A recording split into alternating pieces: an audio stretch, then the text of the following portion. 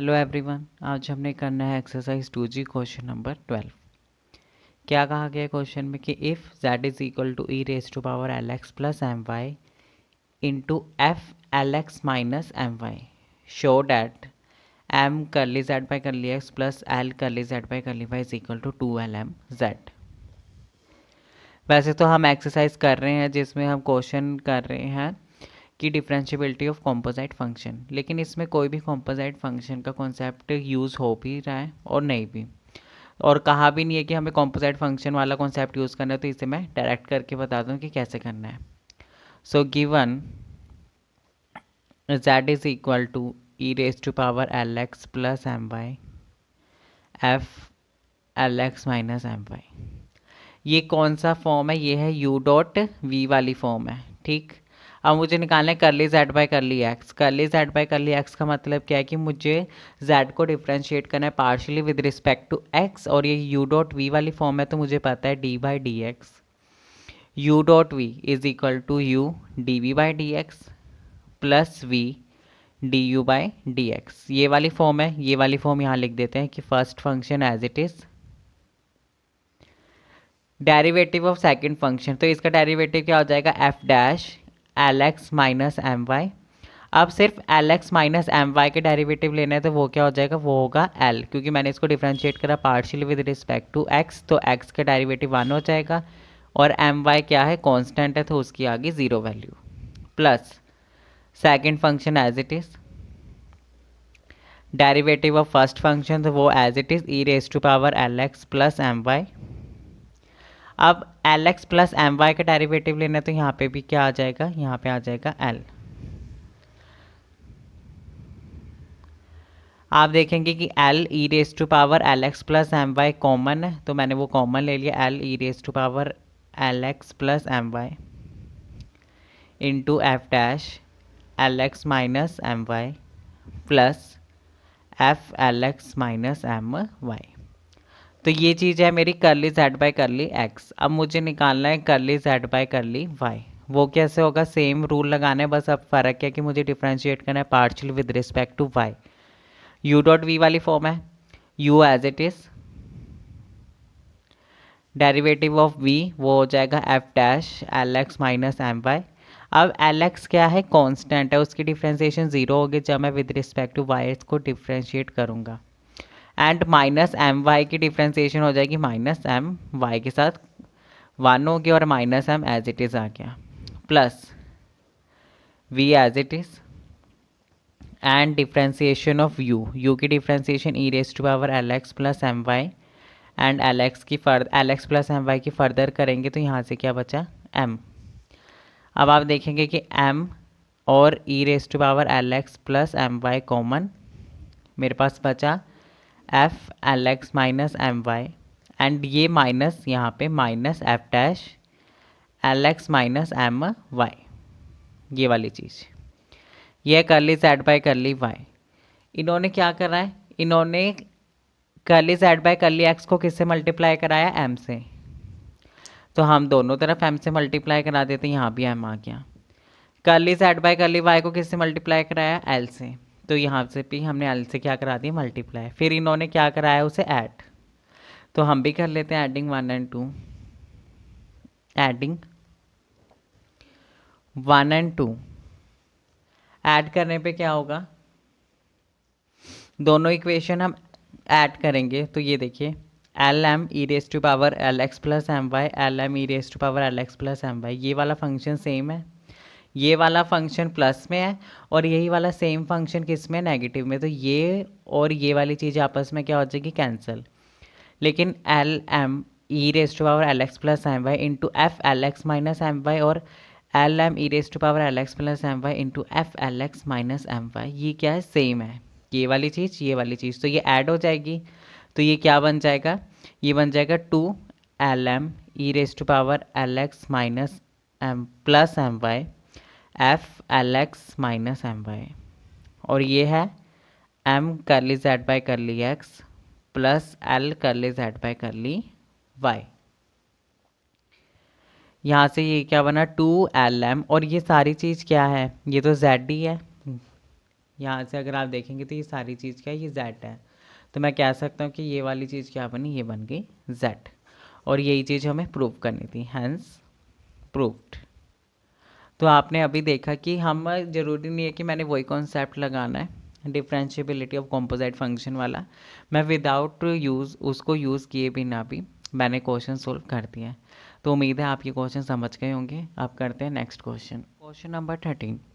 इसमें क्या कहा गया है कि if z is a function of x and y, prove that if x is equal to this, y is equal to this, then curly z by curly u minus curly z by curly v is equal to x, curly z by curly x minus y, curly z by curly y। कहा क्या गया है कि जो z है, z तो function है x and y का। फर्दर मुझे दिख रहा है कि जो x है, x is a function of u and v and y is also function of u and v। तो मैं कह सकता हूँ कि z is a composite function of u and v। ये वाली चीज़ कि जब z फंक्शन है x एंड y का, x and y are further function है u एंड v के, तो z is a composite function. Therefore जो हमने by definition of differentiability of composite function पढ़ा है वो हमें क्या कहते हैं, बस वो वाला अप्लाई कर देना है कि अगर मैंने z को डिफ्रेंशिएट करा with respect to u partially, तो वो होगा curly z by curly x dot curly x by curly u plus curly z by curly y dot curly y by curly u। सबसे पहले ये वाली चीज़ निकालते हैं, फिर हम curly z by curly v निकाल लेंगे। अगर क्या देखते हैं क्या उसका वैल्यू ऐसा कुछ बनता है कि नहीं। तो curly z by curly u, इसकी वैल्यू क्या बनी, हमें पता ही नहीं कि z किस फॉर्म में है, तो ये as it is curly z by curly x। Now curly x को डिफ्रेंशिएट करना है with respect to u partially, तो यही वाली चीज़ आएगी e raise to power u, e raise to power minus v as a constant है, इसकी differentiation 0 plus curly z by curly y as it is, y को डिफ्रेंशिएट करना है विद रिस्पेक्ट टू u, तो ये क्या हो जाएगा e raise to power minus u, and minus u की डिफ्रेंशिएशन क्या हो जाएगी -1, e raise to power v की डिफ्रेंशिएशन 0। तो मैं कह सकता हूँ curly z by curly u is equal to E raise to power u curly z by curly x minus e raise to power minus u curly z by curly y। ठीक, अब इसके बाद ये अब हम निकालते curly z by curly v, वो कैसे निकलेगा, वो है curly z by curly x dot curly x by curly v plus curly y by curly y by curly z, यहाँ आएगा curly z by curly y dot curly y by curly v। ये चीज़ करनी है। फिर curly z by curly x as it is, और curly x by curly v, इसका मतलब है कि जो x है उसको मुझे डिफ्रेंशिएट करना है अब partially with respect to v। तो e raise to power u constant है, उसकी differentiation 0, e raise to power minus v की डिफ्रेंशिएशन होगी e raise to power minus v साथ में -1 plus curly z by curly y as it is, and y को differentiate करना है with respect to v, तो वो क्या आ जाएगा माइनस ये वाला लिखा है मैंने -1 dot e raise to power v। यहाँ से मैं क्या कह सकता हूँ कि ये चीज़ क्या बनी, ये चीज़ बनी है minus e raise to power minus v curly z by curly x plus नहीं minus curly z by curly y e raise to power v, और ये चीज़ क्या है, ये है curly z by curly v। अब अकॉर्डिंग टू क्वेश्चन मुझे इन दोनों को आपस में क्या कराना है, माइनस, इट मीन्स मुझे इक्वेशन 1 और 2 को आपस में करा देना है सब्ट्रैक्ट। तो यहाँ लिखते हैं कि 1 माइनस 2, वो क्या बचा, curly z by curly u minus curly z by curly v is equal to, पहले हम देखते हैं कि curly z by curly u की वैल्यू क्या है, ये वाली, ठीक, वो है e raise to power u curly z by curly x minus e raise to power minus u curly z by curly y। ये रही। अब curly z by curly v की वैल्यू है ये वाली,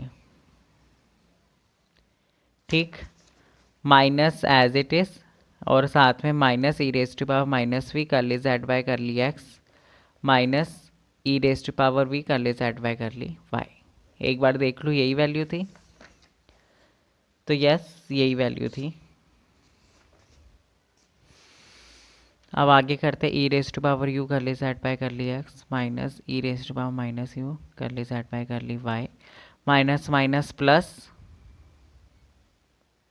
minus minus plus which further implies curly z by curly x को common लेते हैं तो यहाँ पे बना e raise to power u plus e raise to power minus v and अब कॉमन लेते हैं कर ली z by curly Y को, तो ये बना e raise to power v minus e raise to power minus u. क्या ये x था e raise to power u plus e raise to power minus we?